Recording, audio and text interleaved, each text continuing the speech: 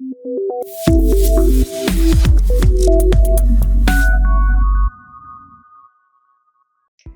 everyone and welcome back to CodeChef. In this video, we are going to step into one of the most important concepts of modern programming, that is object-oriented programming or OOP.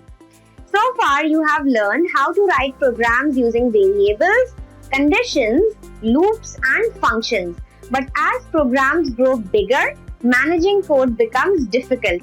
That is where the concept of OOP comes in to make your code more organized, reusable and easier to maintain.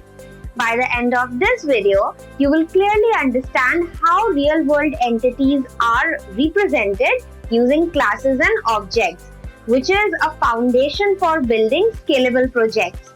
So let's get started. What is object-oriented programming or OOP? Object-oriented programming is a programming approach where we organize code around objects instead of functions and logic alone. In OOP, data and functions are combined together. This combination is called an object. Objects represent real-world entities. Now, how do objects represent real-world entities? Let's discuss this with an example. So, in case of a car object, its data can be speed, color and fuel of the car, and its functions will be start, stop and accelerate. Now, why object-oriented programming is needed? Problems with procedural programming. What is procedural programming? The programming that is not object-oriented, the regular programming that we do. The problems associated with it are code becomes hard to manage, its reusability is low, and scaling large projects is difficult. Now, how do object-oriented programming solve these issues? By making code modular, improving reusability, and making programs easier to maintain. Key benefits of object-oriented programming. First is code reusability, then better organization, easy debugging, real-world modeling, and foundation for large projects. Now, let's discuss the concept of classes. Class definition in C++. A class is a blueprint or template used to create objects. A class defines two parts basically. First, data members, which are the variables, and second is member function, which are methods or functions that we use inside the class.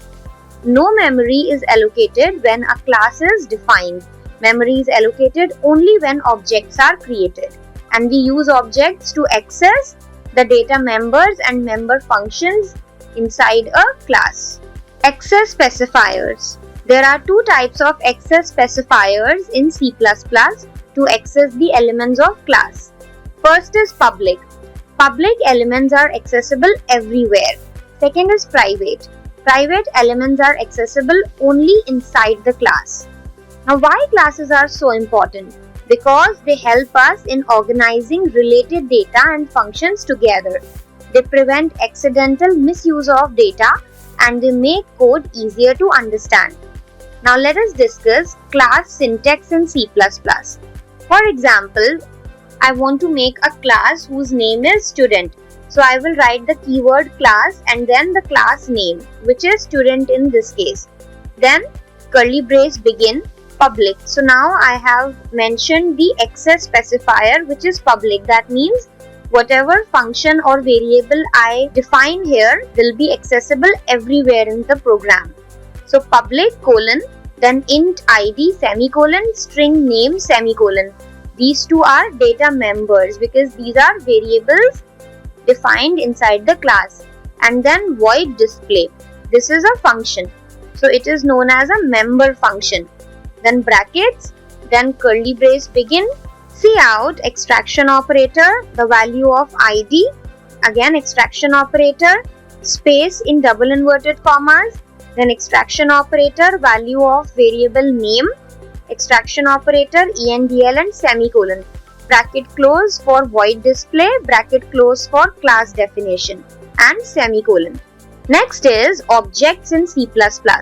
An object is a real instance of a class. Objects are created using classes.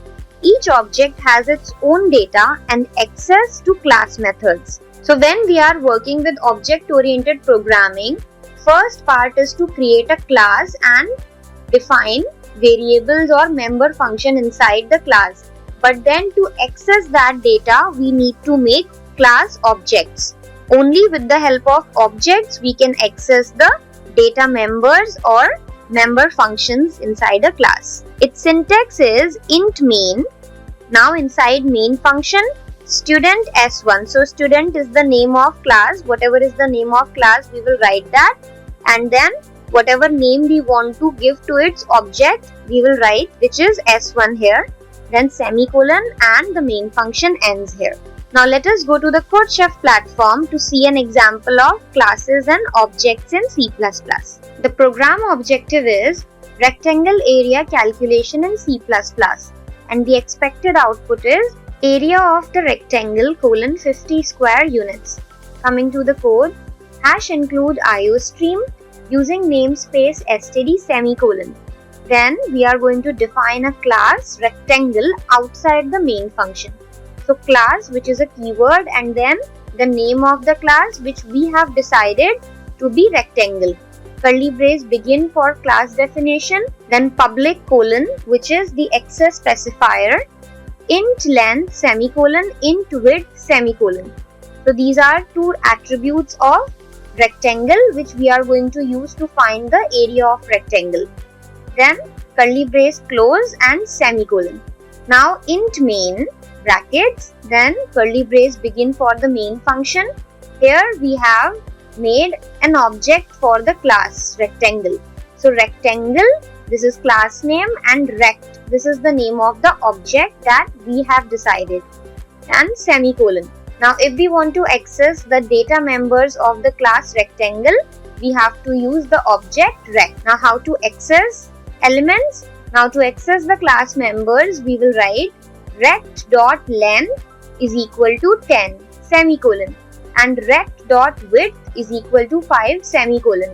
So length and width, these two variables we have already declared in the class, and here we are assigning values to them. Then int area is equal to rect.length multiplied by rect.width semicolon. Then cout in double inverted commas area of the rectangle colon, then the value of variable area will be printed, then in double inverted commas square units full stop, endl and semicolon. Then return 0 semicolon and the main function ends here. Now let us run the program to see the output. Area of the rectangle colon 50 square units. Why? Because 10 multiplied by 5 is 50. So this is how we use the concept of classes and objects in C++.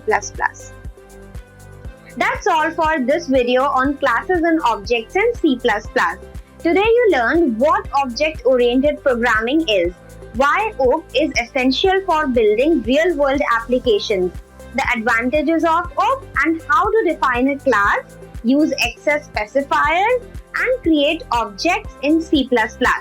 Now it is your turn. Practice what you have learned today by solving problems on the CodeChef platform. Thank you so much for watching.